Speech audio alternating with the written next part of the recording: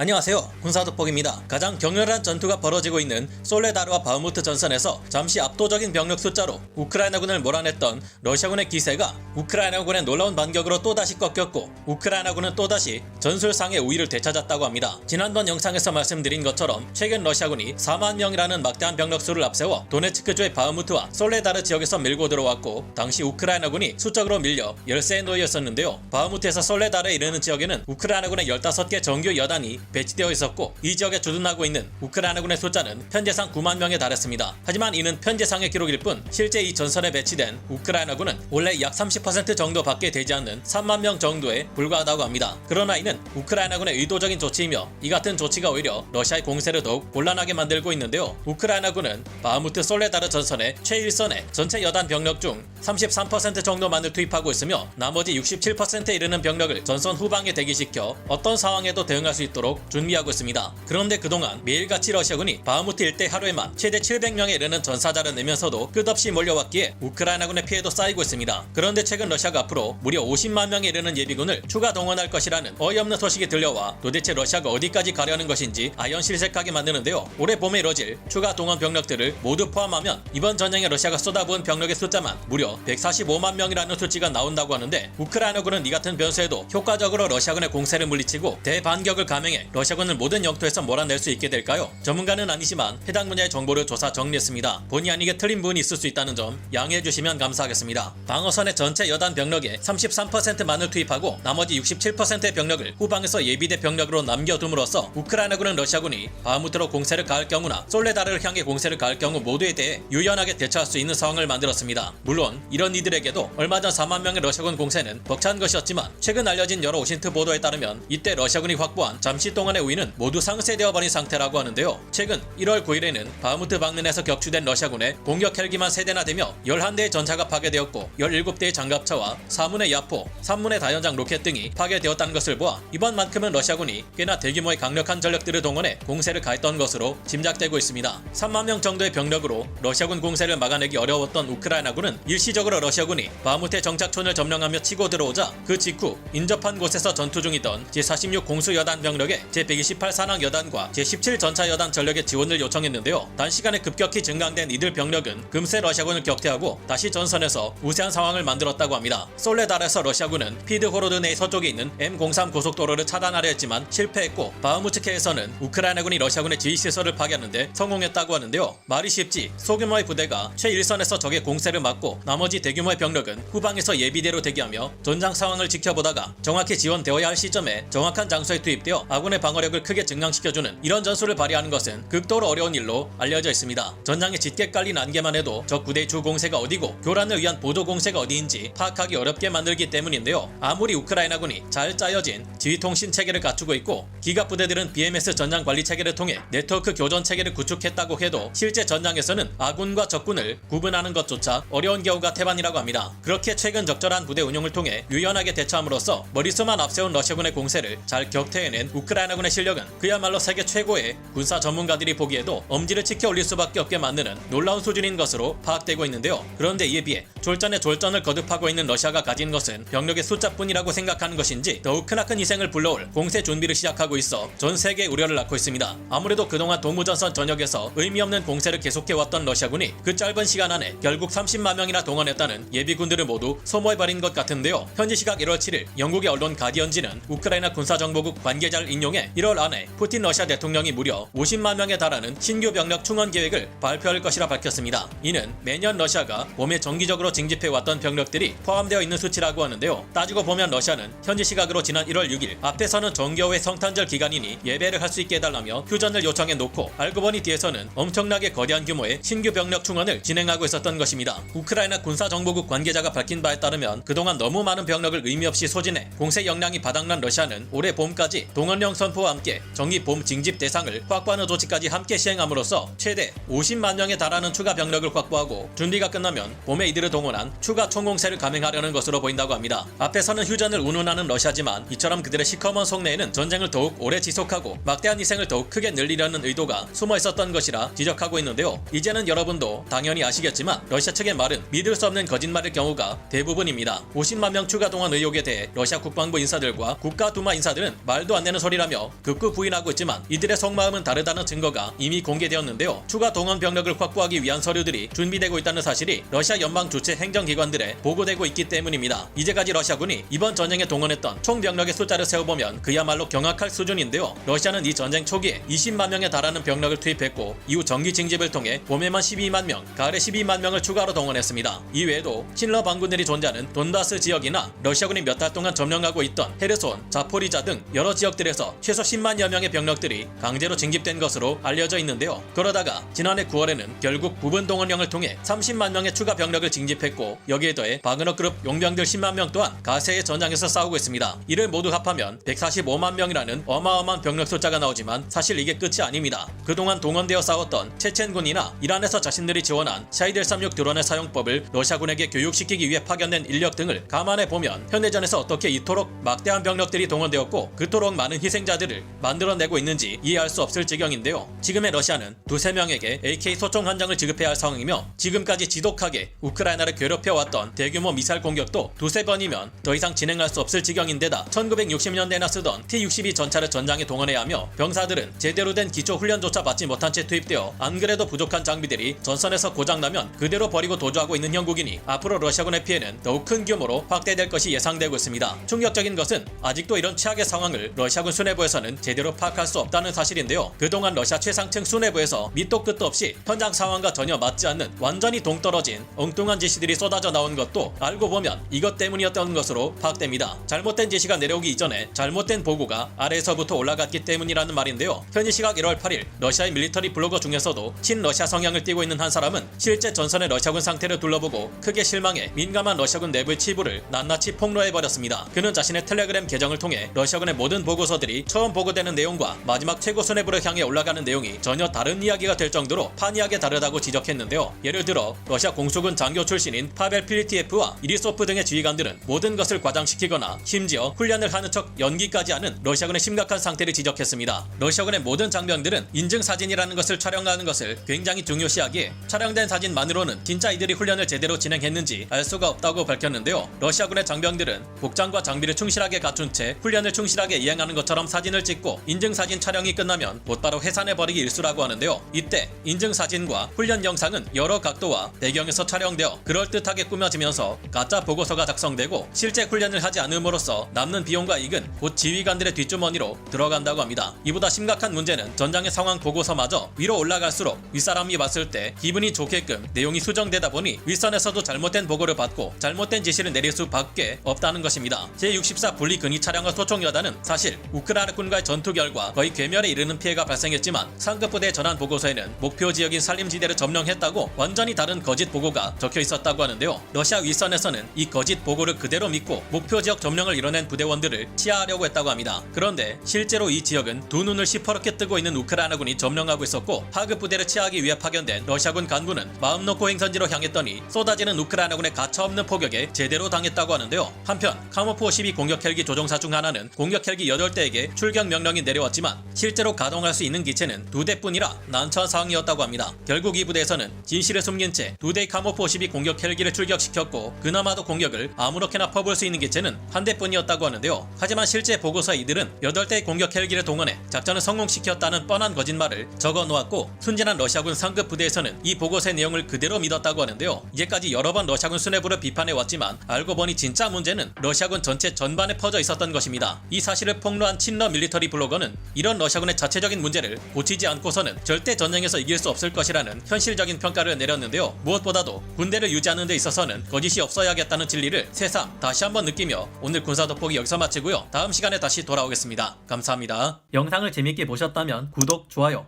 알림 설정 부탁드리겠습니다.